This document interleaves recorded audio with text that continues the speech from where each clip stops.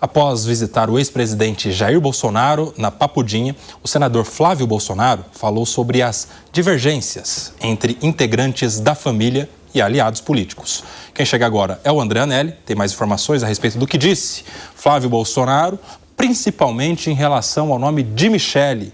Haverá uma conversa entre ambos aí para alinharem as expectativas, Anelli? Bem-vindo, boa tarde. Justamente isso, Kobayashi. Muito obrigado. Boa tarde a você também e a todos aqui no 3 em 1 da Jovem Pan. O senador pré-candidato à presidência da República, Flávio Bolsonaro, disse que vai procurar um a um de todos aqueles integrantes, expoentes da oposição ao governo federal e que nesse momento tem apresentado algum tipo de resistência à pré-candidatura dele à presidência da República para aparar as arestas. Ele afirmou então que pretende colocar todos na mesma página, palavras dele, para que acabe evitando aquilo que ele considera como um risco ao país, que seria, no caso, a reeleição do presidente Lula. O senador Flávio Bolsonaro deu essas declarações logo depois de uma visita ao pai dele, Jair Bolsonaro, que encontra-se preso, e os dois conversaram também sobre essa pré-candidatura à presidência da República. Essas declarações de Flávio Bolsonaro acontecem em um momento em que existem críticas em relação ao engajamento de alguns aliados, algumas figuras importantes da oposição ao governo em relação então à candidatura de Flávio Bolsonaro. Existem críticas, acusações de falta de engajamento, falta então de um posicionamento, uma força, por assim dizer, em relação à campanha de Flávio Bolsonaro, e ele, na verdade, então, tem dito que pretende colocar todos na mesma página no sentido de garantir, então, um apoio integral de toda essa oposição ao governo em relação a essa candidatura. A gente relembra que nos últimos dias, um exemplo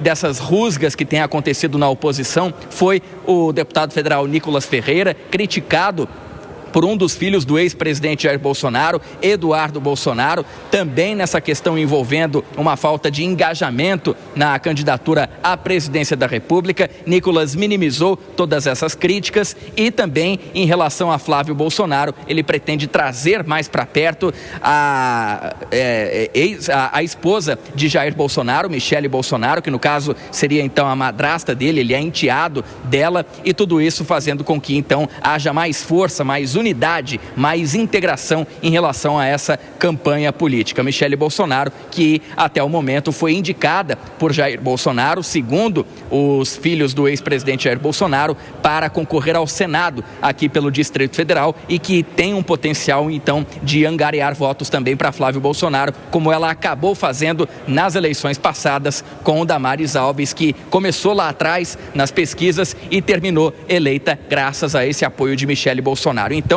nesse momento, finalizando, né, Kobayashi, o que Flávio Bolsonaro busca realmente é um apoio total, integral desses expoentes da oposição à candidatura dele aqui ao Palácio do Planalto.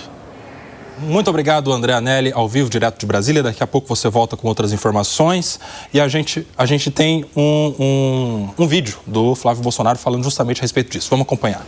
Nós somos adultos, vamos conversar, tá? Eu vou conversar, vou procurar todo mundo, como sempre fiz, porque a gente tem um objetivo maior e todos estão imbuídos, estão na mesma página, tá? Todo mundo na mesma página, porque sabe que o Brasil corre sério risco, né, de virar de vez um narco-estado com mais 4 anos do PT. Essa não é uma disputa de vaidade, quem tem que vencer uma discussão.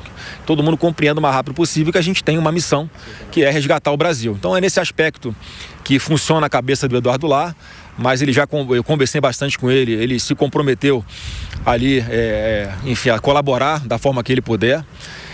Conversei nesse meio tempo, né, com mais algumas pessoas também, tá? E não tem nenhum problema, né, de falar aqui que eu vou procurar todo mundo, um por um, para parar qualquer tipo de aresta que porventura possa né, existir ainda.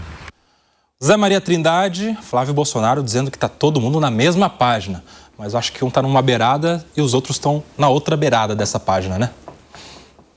Passando o recibo de que o Eduardo Bolsonaro, segundo o Nicolas, não está no seu estado normal, né? Quer dizer, está com problemas. Quer dizer, essa é a conversa de mãe. Fala assim, não atrapalha, por favor, porque a política é diferente, o ritmo de política não é assim, não se lida com os políticos da mesma forma que se lida com subalternos, né? No sentido de mandar e ele tem que obedecer, aquela história de obedece quem tem juízo. A política ela é envolta em um tipo de negociação do ganha-ganha, quer dizer, olha, me ajude aqui que eu te dou ali. Essa é a conversa dos políticos.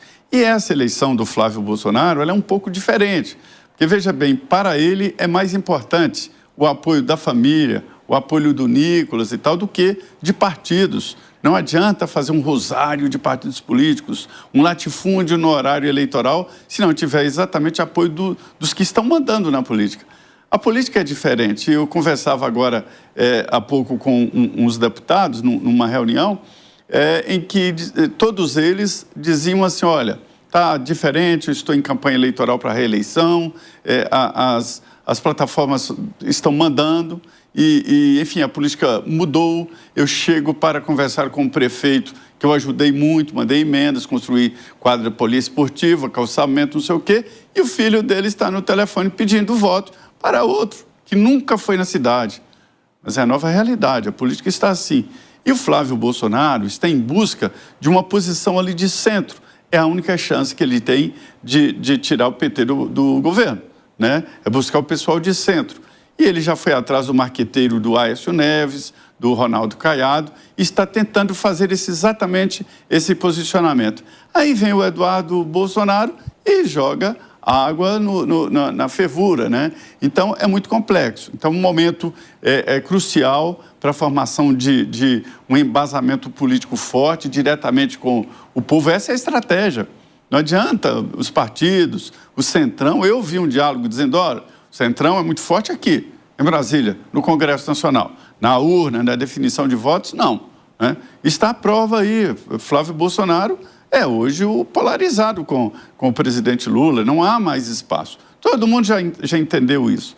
Né? Então, é uma postura do Flávio que agora depende exatamente desse posicionamento e muita gente diz aqui, Koba, da importância da escolha do vice. Pois é, acompanharemos toda a discussão. Quem será o vice de Flávio Bolsonaro? 16 horas e 24 minutos, aquele rápido intervalo para você que está na nossa rede de rádios. Por aqui eu quero ouvir também o Alangani a respeito dessa manifestação ali do Flávio Bolsonaro, está dizendo de união, de que vai conversar com todo mundo, inclusive com a Michele Bolsonaro, que foi atacada recentemente pelo próprio Eduardo, né, o Gani? Exatamente. O Flávio Bolsonaro vai demonstrando ser um bom articulador. O que ele está buscando é uma união na direita que não tenha atritos vazados para a imprensa. Por exemplo, né, até o Nicolas Ferreira foi tido como um traidor, quando claramente é um apoiador de Jair Bolsonaro. Mas nesse fogo de vaidades, com este medo de perder o protagonismo, eu vejo que o irmão dele, o Eduardo Bolsonaro, acabou extrapolando nas críticas e, como o Zé bem colocou, o Flávio Bolsonaro até, de certa forma, muito elegantemente, acabou reconhecendo isso. Agora, para ganhar do presidente Lula, que é um adversário difícil, né? Eleito já 3 vezes, está com o poder da máquina na mão, não é uma tarefa fácil, precisa sim de uma união da direita. Mais ou menos como ocorreu com a vitória de Donald Trump nos Estados Unidos nas eleições de 2024. Por que eu digo isso? Porque nas eleições anteriores de 2020 havia ali um racha dentro do Partido Republicano. Não havia uma unanimidade em nome de Donald Trump. Foi diferente de quando Trump ganhou, que aí sim havia... Todo mundo estava junto com ele. Eu acho que o Flávio Bolsonaro olha para o que aconteceu nos Estados Unidos e procura aqui no Brasil buscar essa unanimidade, todo mundo falando a mesma língua, Tarcísio, Michele, Eduardo Bolsonaro, Jair Bolsonaro, Valdemar Costa Neto e outros aí também do campo da direita. Eu acho que ele tem batido nessa tecla justamente para tentar a vitória em 2026. Deixa eu ouvir também o senhor Fábio Piperno a respeito dessas conversas, essa articulação que fala aqui o Alangani, o Piperno, da tentativa de Flávio Bolsonaro de congregar o maior número possível de apoiadores tanto da própria família quanto aqueles outros que têm as suas lideranças natas, o Nicolas Ferreira, a Michele. Como é que você vê, hein, a direita, principalmente a direita bolsonarista, se organizando em torno do nome do Flávio? Então, para mim, surpresa zero esse movimento todo, porque eu sempre defendi, sempre disse que acreditava que o concorrente mais forte do presidente Lula seria alguém com o sobrenome Bolsonaro. Sempre defendi isso. Eu achava uma ficção a história de candidatura a Tarcísio, da mesma forma que todos os outros eles são nanicos. São candidatos deles mesmos, né? Imagina que o que Caiado vai fazer numa corrida presidencial, Zema, Eduardo Leite. Quer dizer, o candidato da direita claramente é o Flávio Bolsonaro, e Flávio Bolsonaro vai ser um candidato tão forte como foi o pai dele. Por quê?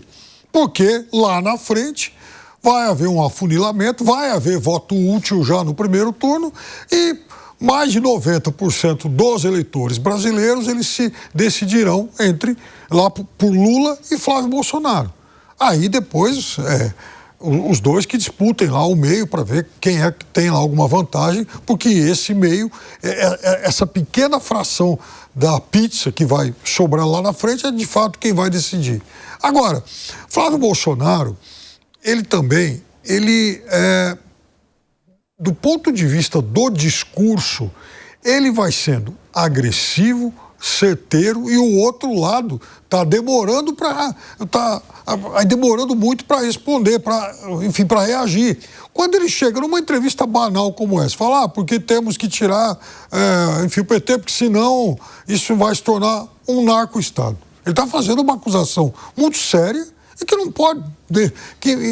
não pode passar. E o outro lado demora muito para responder. Quer dizer, o outro lado não está, por exemplo, parece que está com algum problema de amnésia, e muito se falou em amnésia no seio bolsonarista nos últimos dias, mas ninguém lembra, por exemplo, história lá da condecoração a um miliciano, ao fato de que pessoas que foram empregadas no gabinete dele eram parentes de miliciano, a história da rachadinha, eu não estou dizendo o seguinte, que isso é algo que as pessoas esqueceram. Eu estou dizendo que isso é algo que o outro lado acho que está se esquecendo de lembrar. Não, porque quando você fala o seguinte, ele faz uma acusação muito grave, você está querendo dizer o quê? Que acione a justiça? Não. Tá bom. Não, tô dizendo, do ponto de vista político. Não, é só uma resposta política. Tá bom, perfeito. Porque ele está sendo perfeito nisso. Ele está batendo, ele estava lá em Israel e atirando duro. Então, todo dia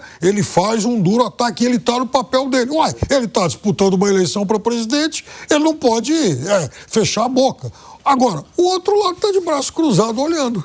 Ô Zé, para fechar esse assunto rapidinho, quem acompanha as redes sociais viu que o Eduardo mudou um pouco a estratégia, né? O discurso, de uns 2, 3 dias para cá, está com um discurso mais voltado para criticar o PT e o governo Lula e não os próprios aliados. Será que ele recebeu alguma chamada ali do irmão mais velho, hein?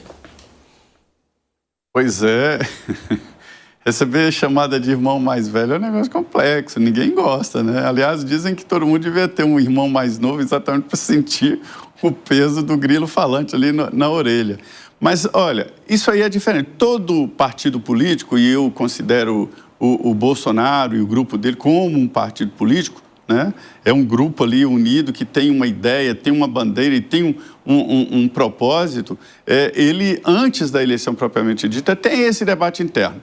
Só que ali é um debate familiar. Ninguém esconde de ninguém que a Michele queria ser vice do Tarcísio de Freitas. E o Tarcísio de Freitas seria um nome importante para disputar a presidência da República também. Mas acabou. Tem gente que diz, não, olha, ele ainda vai ser candidato. Mas eu acho que passou o momento, ele já estava garantido para ser, mas agora passou o momento. Então é hora de tirar essa possibilidade e voltar para o que temos. E eu já senti que houve esse retorno. A gente vê aqui já o lançamento de uma chapa puro sangue, que se diz na política, as duas candidaturas fortes do PL, a deputada Bia Kicis e a Michele Bolsonaro, candidatas ao Senado, aqui pelo Distrito Federal. Afastaram o governador Ibanez Rocha, que foi alvejado aí por esse escândalo do Banco Master, né? E ali já está colocada a Michele Bolsonaro, quer dizer, já é um novo momento. E é preciso organizar, primeiramente, essa base. Essa base é importante, mais importante do que partido político. Então é isso que ele fez. Ele fez o que muita gente gostaria de fazer, mas que tem receio, é de calar o Eduardo. Muito bem, vamos seguir aqui com outros assuntos agora. Pediram para eu apresentar para vocês algo no telão. O que seria? Uma mensagem, gente. Olha quem está ligadinho aqui no nosso 3 em 1, no nosso querido 3 em 1, como diz ele mesmo. Quem? Cássio Zeumo, que hoje esteve no Jornal da Manhã, amanhã estará novamente. Legal. Eu estou aqui cuidando da casinha, viu? Cássio escreveu o seguinte: um beijo para esse timaço, Gani, Piperno, Zé e Koba. Tô de olho em vocês. Eles não tiram folga, são folgados mesmo. Hashtag saudades do nosso Cássius aqui pro timaço do 3 em 1, Gani. E ele falou que vocês não tiram folga, são folgados mesmo. Eu acho que isso aí tem endereço em Alan Gani, né? Cássio já tá aprendendo rápido, né? Os mecanismos aí. Daqui a pouco tá igual o Piperno, já tirando 4 meses de férias por ano. Aprendeu rápido. Quem tá dizendo? Alan Gani, o único servidor da iniciativa privada que tem licença prêmio, não é? De 3 em 3 meses ele tira uma folguinha.